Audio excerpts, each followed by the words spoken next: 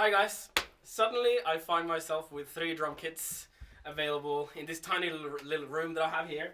I'm gonna give it a shot and because I'm very curious as to what the difference is between these 3 kits, and I don't have a big recording rig in here.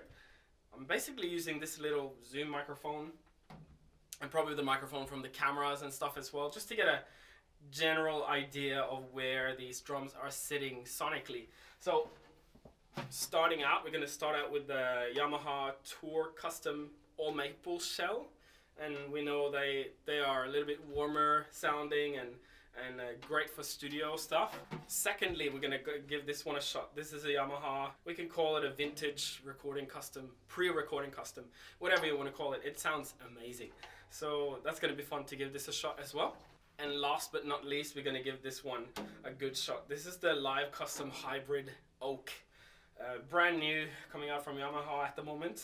Oak is a very dense wood type, so that means the projection of these ones it's quite extreme. I also find that the tonality of these ones are exceptional.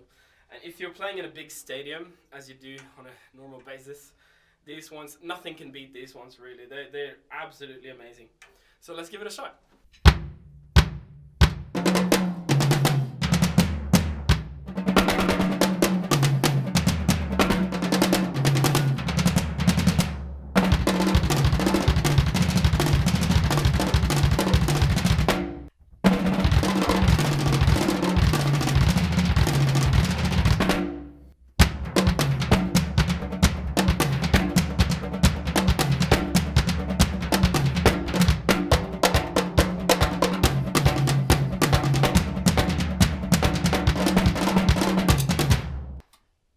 I'm desperately aware that I don't have like professional recording equipment in here sound wise, but it's just to get an indication.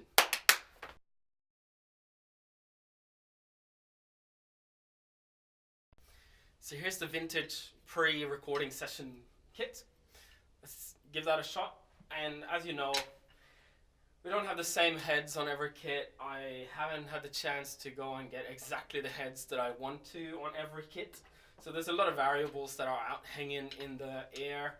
But hey, it's fun, and it's fun to actually listen to, try to catch the timbre of the sound. It's a massive difference in the studios, but also in a large arena, it really matters what drum shell you actually pick.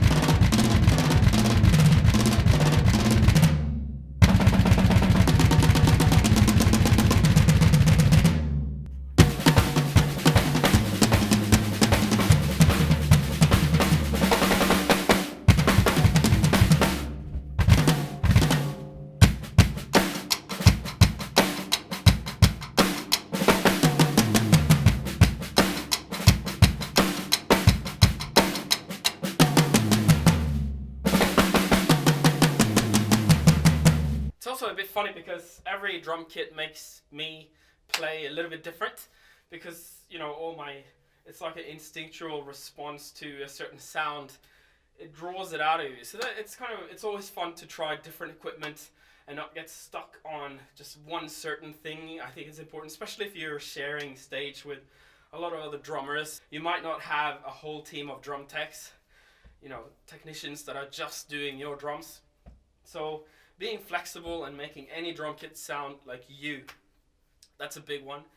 But it's really fun to sit and play and kind of observe yourself reacting to the tonality and the playability and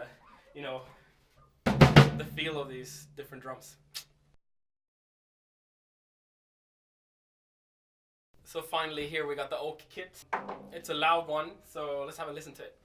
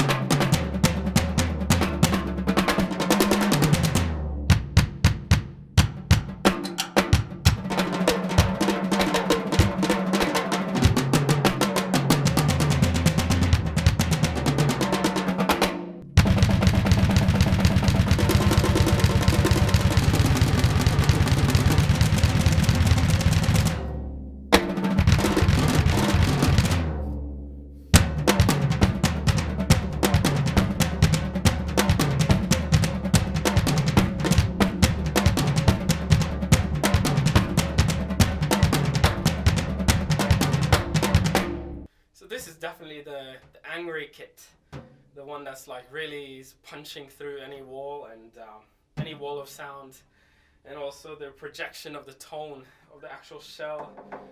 You just can't miss it. I guess even this little microphone I have here, I saw it was like lighting up red. So volume wise, it's definitely louder, and I'm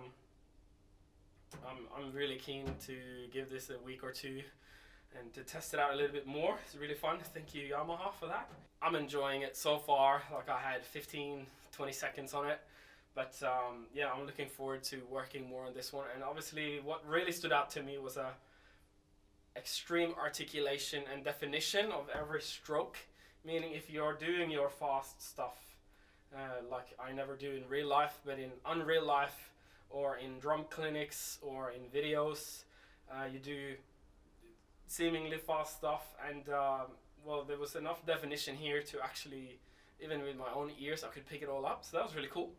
And again, as I said, they're all different drum heads here. They're all not my first choice of drum heads for this particular situation in this room.